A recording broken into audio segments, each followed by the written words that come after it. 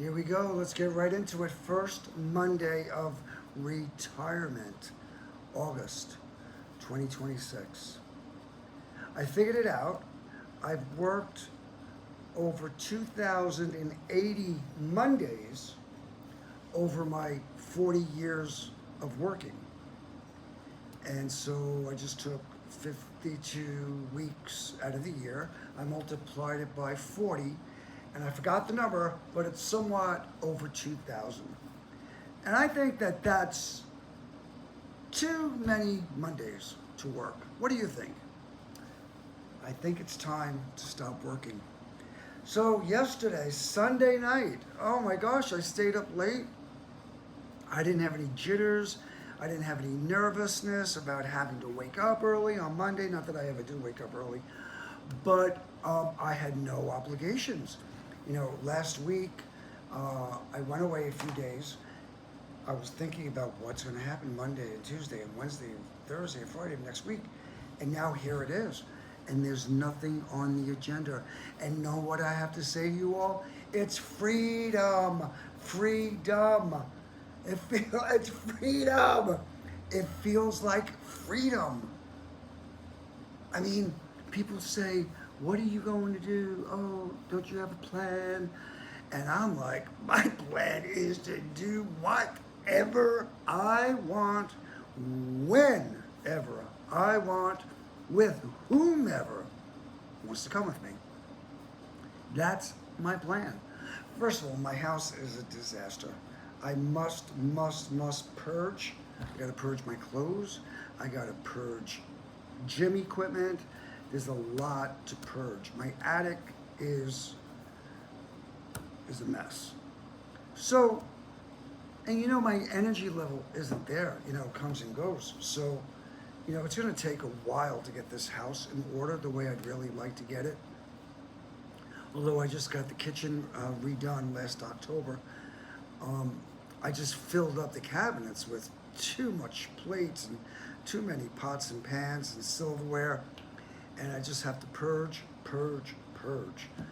And what I wanted to say was, I woke up this morning, it was like, wow, I don't have to be anywhere.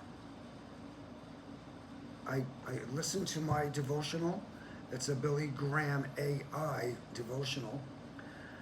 But it's current and talks about today, August 17th, 2026. Funny thing is, because it's AI, it talks about scrolling, and before you pick up that device, you know, all these words that Billy Graham never knew, never used back then. So then you know it's AI. But hey, it feels great. It feels strange. But you know, my nightly review. I just made a nice dinner. Oh, you know what I just did? I cut up a watermelon. I went to Lidl, one of my favorite supermarkets, and well, it is my favorite supermarket. It's one of my favorite places to go. And that might sound weird, but yeah, it's my go-to place. You know, you have a happy place, I have a happy place. And that's just one of my happy places. So I said, I'm gonna buy a whole watermelon. Why do I gotta pay $7 for a small cut up cubed watermelon when I could pay $4 and change for the entire round thing? And I could have it for days and days. And I did it. I don't think I've cut an entire watermelon. Had to be 20, 30 years, 2 or 3 decades. So I woke up today, fed the cats. There was no rush to get in the shower. I still haven't showered, I still haven't shaved. I'm retired. I have no one to impress. I mean, don't panic. I will shower tomorrow. Maybe I'll take a bath today. Hey, maybe I'll take an Epsom salt bath. Who knows? My night is mine. I have nothing on the agenda. Although today is prayer night. Anyway. So with that, I woke up, fed the cats, I worked out, I was on the treadmill for 25 minutes. I did a workout with the mace. It's a mace. Yeah, I'll have to show it to you someday. It's like a bowling pin with a broom handle attached. And then I did 10 minutes on the rowing machine. Then I had a protein shake. I made a protein shake. And then I took a nap. Then I went to acupuncture. And then I went to Lidl. And then I came home. I made myself that delicious watermelon. I bought a little antipasto with some olives and some provolone. I went to my garden. I got some basil. And a friend just gave me the basil plant. So I don't want to mention names, but thank you for the basil plant. Thank you. It came in handy. Tell your mom thanks. And so I added to the store-bought antipasto, and I added my own stuff. My cucumber. Oh, the cucumber was his too. What did I add of my own? I think everything was from my friend's garden, but it was delicious. Wait, I added my own balsamic vinegar and oil. Hey, I did contribute. I put garlic salt on it. I put regular salt. And then I wanted that Frankfurter that I didn't get the other day in the Jersey Shore. So I bought Frankfurters, I bought sauerkraut, and I had the spicy mustard, and that was it. And here it is, Monday night. I'm gonna watch Jeopardy. I'm gonna watch Wheel of Fortune. I'm gonna watch some YouTube videos. Hopefully this will get some likes and some subscribers, and it will go up, up, up in content and with viewers, and I can learn and think of more subjects to do. I do have someone encouraging me to do more of these. So they're fun. I got a new background. See the background? Oh wow, there's the light in the reflection. Okay. So there were some backgrounds to choose from. I didn't want to pay for them. I didn't subscribe. I didn't want to give them my email. I didn't want to do any of that. So does it look like a Japanese flag or something out of the East? Like Taiwan, or I don't know what it is. But anyway, that's what I chose. And yeah, retirement. It feels like freedom. I highly recommend it. The other day I had someone older than me by at least a decade made a statement. I'm jealous.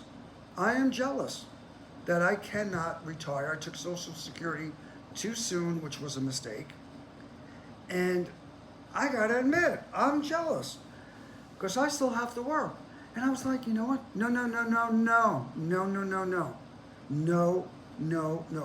No. People think because you're retired that you're rich. But hear me out. I don't have a wife. I don't have children. Okay? That person that said that to me, and anybody, and I see it in people's faces, they look at me like, oh man, I wish, you know what, I wish too. It's not greener, it's not like, you may be wishing this, but I'm wishing what you got too. So we all have to come to terms with where God has us. His grace is sufficient. He provides all of my needs, provides all of your needs. I'm blessed, I'm highly favored. God is for me, not against me. And I worked at the same company for 33 years. 33 years. I look back and I say, how did I do it? 33 years. How did my boss do it? I mean, he's the saint. My boss, he's the saint. How did he do it? Because I could be difficult. Don't act surprised. I could be difficult. High maintenance. If you look in the dictionary, under the words high maintenance, you'll see my picture. I'm not going to say negative things about myself, okay? So there's a new horizon. You know what? When I was 12 and 13 and 14, I had no agenda. I didn't know what I was going to do. I mean, I wanted to go to college. I wanted to be a disc jockey. I wanted to play music and talk. And I thought getting paid would be great. Getting paid for what you love. And somehow I ended up in the insurance business for 33 years. And I always used to say, I'm just doing this until something better comes along. And so, but my point is, when I was 11, 12, 13, 14, 15, in limbo, I survived. God provided. I made it through. And you know what? I might not have an exact plan for these next few weeks and months and years, but you know what? It's all God's grace. It is what it is. Whatever happens, happens. You know, I can make it happen or I cannot make it happen. That's it. That's it. Why does somebody have to have a plan? No, I don't want to be up at 7 a.m. Just because you're a type A personality and you're up at the crack of dawn, don't impose that on me. I can't tell you how many people have said to me, oh, you know, well, you can't sleep late, you can't just sit around.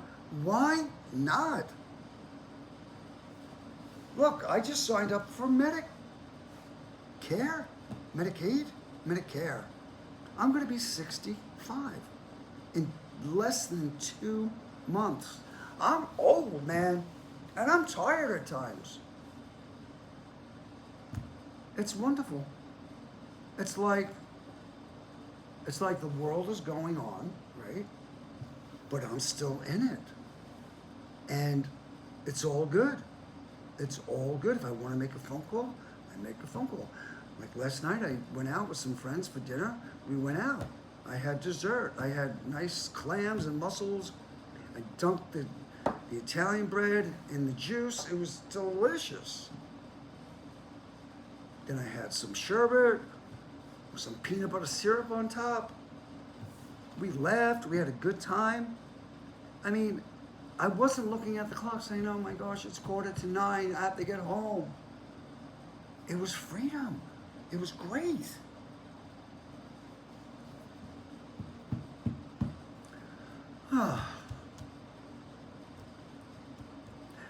Jeremiah 29:11. For I know the plans that I have for you, declares the Lord. Plans to prosper you, not to harm you. Plans to give you hope and a future. And that's it. I don't have anything else that anybody else doesn't have. We all just have 24 hours, regardless of whether you're married, single, young, old. I hate to bring it up. Look at Charlie Kirk. Look at Charlie. The only thing I can think about when I talk about Charlie is that God did him a favor. God must have loved him so much to get him out of this place that we call earth. And heaven is so much better. And that's the only explanation I can think of. So, yeah. Welcome to retirement, Carmine. It feels like freedom. I was saying before, 33 years. I got in my car and I drove cold calling to attorneys' offices. See, I'll give you a little story, okay? My dad worked at Entenmann's. I wanted to be a disc jockey. I went to college for broadcasting. I ended up in real estate for almost a decade. From real estate, I went into the title insurance business. And my boss hired me because my cousin was an attorney in a big real estate firm. And my boss thought that my cousin was going to give us title business, and he never did. My cousin, maybe in the beginning, gave me, I could count them on two hands, and that's it.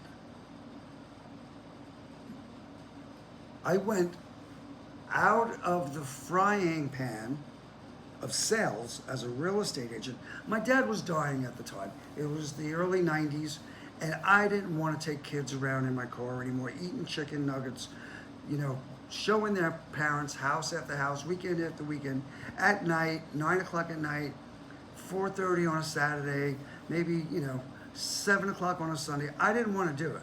Back then, you only had a pager. You only had a beeper on your belt. That's how you conducted business back then.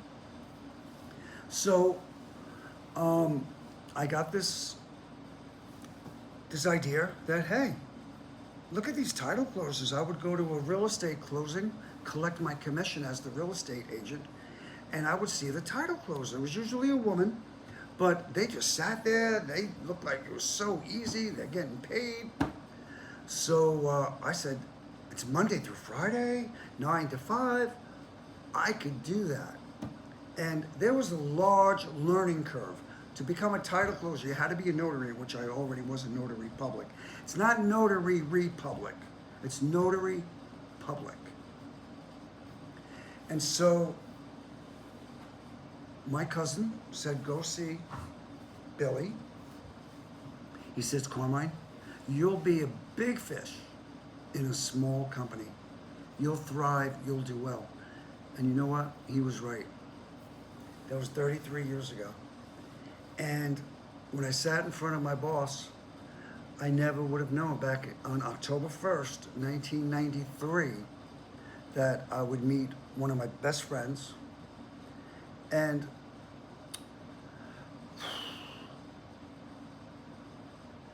the greatest boss. And he's truly a remarkable human being. And we'll still be friends after this. I told him he's going to retire next. You're going to be right behind me next year. And then, we'll play racquetball, we'll play tennis. When you have time away from the family, we'll find things to do. Concerts.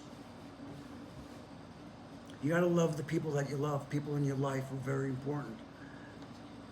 And I'm going to have time to call people that I've neglected. It's true. I have so many people in my life, so many people that love me, so many people that think about me, and I took it for granted.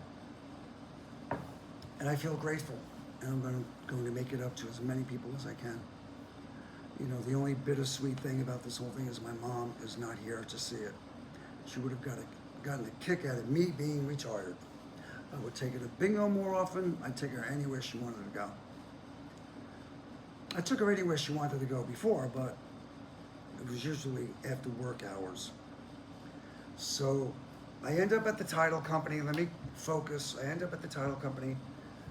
And again, my dad worked at Entenmann's. My dad could have gotten me a job at Nabisco, at Entenmann's, at Woolbaum's, at King Cullen. My father knew all of those guys. He played golf with Ira Woolbaum. Robert Entenmann told my father to sell his motorcycle. He said, because if anything happens to you, Mike, I'll kill you. You're my right-hand man. That's how much you mean to me. That's Robert Entenmann, the owner of Entenmann's Bakery. So I go to see Billy. My cousin recommends me go meeting him. He hires me. I'm thinking he's going to give me leads. I'm thinking I'm going to make money. And he goes, here's your business cards. I said, okay, now what? You're going to go get some business. I go, how? You're going to go knock on doors. That's what a salesperson does. And for 33 years, that's what I did. Now, let's lay some truths here, because I did rest on my laurels. I would say 10 to 13 years. The last 10 years. Listen, I didn't want to do it that much. In the beginning, I worked 9 to 5. I ruined 4 cars. I ruined my Sterling. I ruined my father's Sterling. I ruined my Saab. I ruined my Passat. I put so much mileage on my cars. I went from Nassau to Suffolk. I went from basically, even into Queens, I went from Queens to Riverhead. I mean, sometimes the Hamptons. I combed Long Island. I would have territories: Babylon, Hop Hop, Smithtown, Huntington, Garden City, Mineola, Brentwood, Patchogue. And if I saw a law firm sign, I park the car, not just walk in and say hi. Do you do real estate? Yes, we do. Hi, I'm Carmine, and I'm with the title company. And oh, we have a title company. We're not interested. Oh, I'm sure you do, but I just like you to put me on the totem pole, keep me in mind, and I would walk away. And I went into the car very defeated. Many a time I went home crying. But it was God. It was God's spirit in me that kept on saying, you've got to do this. You can do this. The great thing about the title insurance business is when it's good, it's good. When it's not so good, it's okay. And even when it's really bad, you could get by. And the economy has been pretty bad. I'm not going to get into that. But we had years that was spectacular, especially right before the bubble burst in 2008. You know, I made more money in my first year as a title insurance salesperson than I did after 9 years of being in real estate full time. I made more money my first year, not even knowing what I was doing. That's how good title insurance is. Because once you get a lawyer that trusts you and feels you have integrity and you want to work with each other, they're loyal. I have clients over 30 years. I've seen them go, as attorneys, I've seen them go from having college loans to having their first house paid off to going to their children's baptisms? Yeah, going to their children's events, their life events, to seeing them buy their second house, their investment house, to now it's 30 years later. And some are retiring, some refuse to retire. They love what they do, they don't want to retire. So that's what happens. You get a one-time lawyer, and if you give them no excuse to leave you, then they're going to give you residual business.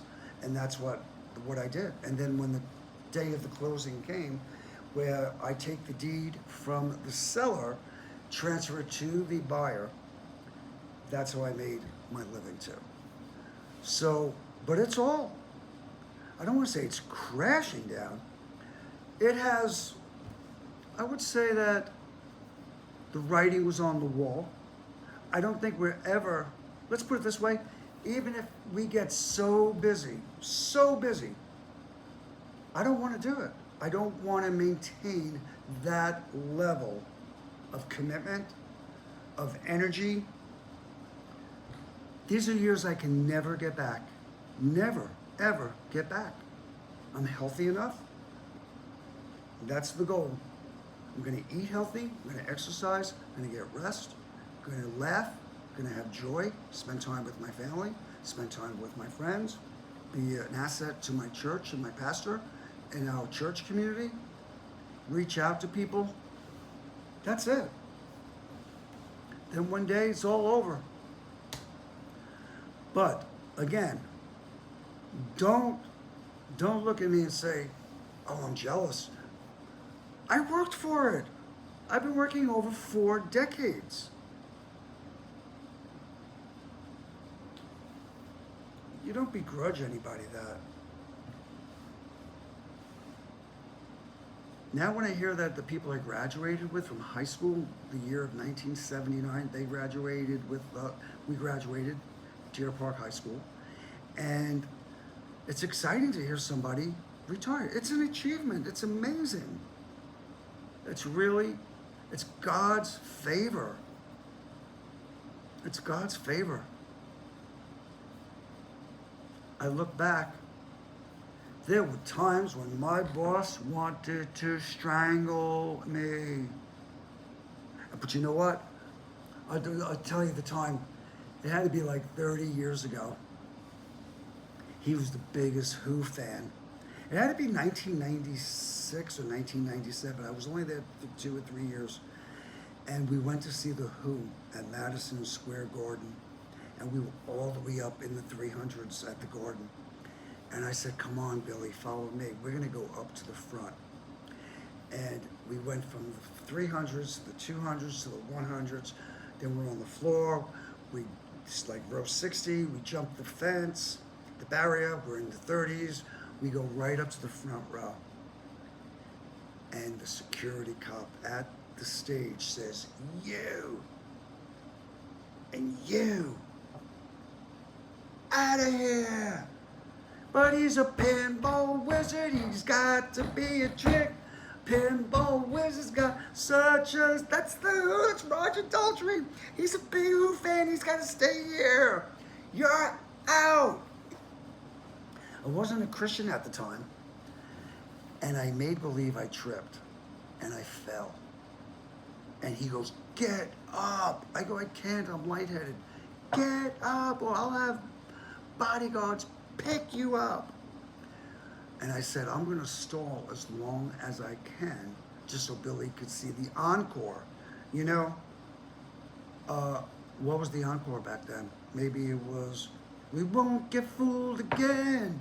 Yeah, no, no, no. So long story short, they bring me to the back. They take my license down. They tell me, never come back to Madison Square Garden. And they throw me out. The garage door opens. I see the limousine where I've seen Elton many, many times. That must have been the same garage that Elton came through.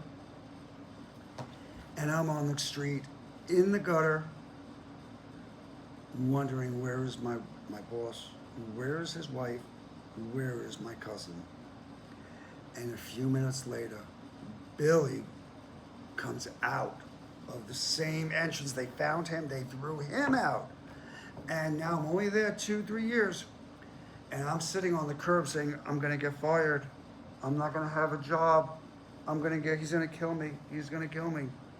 And all of a sudden I hear, Carmine, I'm gonna kill you. I just think that's exactly what it was. I was thinking. You got me thrown out of the Who. Meanwhile, I'm thinking, how am I going to go to work tomorrow? Believe it or not, he was determined and he got back in. He saw the rest of the show. And back then, the Garden didn't close those doors that well. You were able, he pried the door open with his nails. And he got, oh, what happened to our little picture? All right, that must be time to wrap things up, I guess. So, yeah, he found his wife, he found my cousin. They came out smiling. The whole herd of people, hundreds and hundreds, were coming towards the street. And I'm walking like a sardine going uphill, trying to find them. And he's all smiles. And I'm like, oh, thank you, Lord. Thank you, Lord. So I still had a job. And I'm saying all that to say, if he didn't fire me then, I said to myself, he will never fire me. And we came close. You know, I had cancer in 2018, I think, 8 years ago. And we had words. We had something happened. And I was getting chemotherapy. And he said something he never said, ever. And he just said, I even do it, I hate to say it here. He said, Carmine, why don't you just drop dead?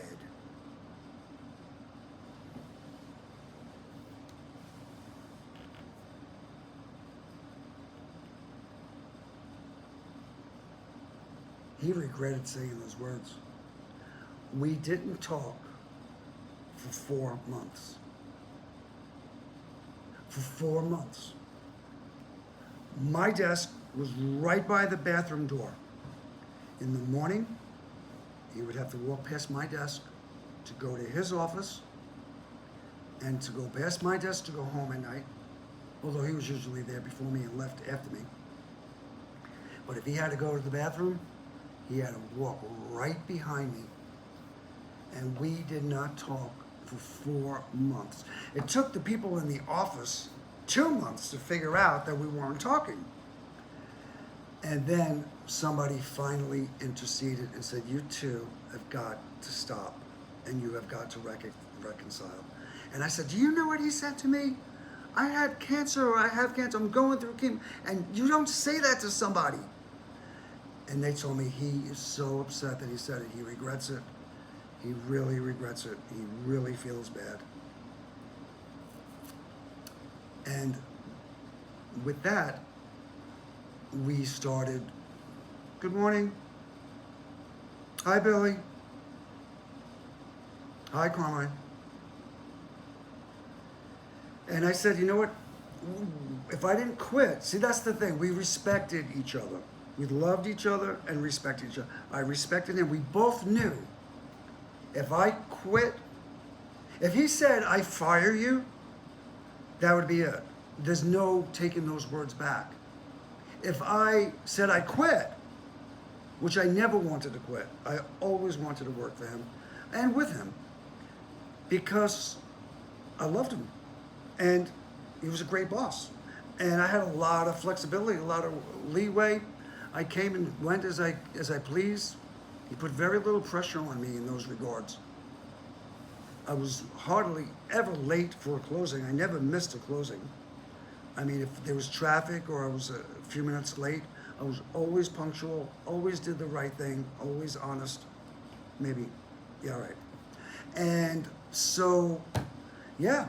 So it's 33 years of that. And we both respected each other, never to quit and never to fire. And now, like I said before, who could have known? October 1st, 1993, and October 1st, 2026 will be my final day, officially. Let's keep in touch. I'll let you know what's going on. Freedom, baby. That's the first Monday of retirement. Lots more to come.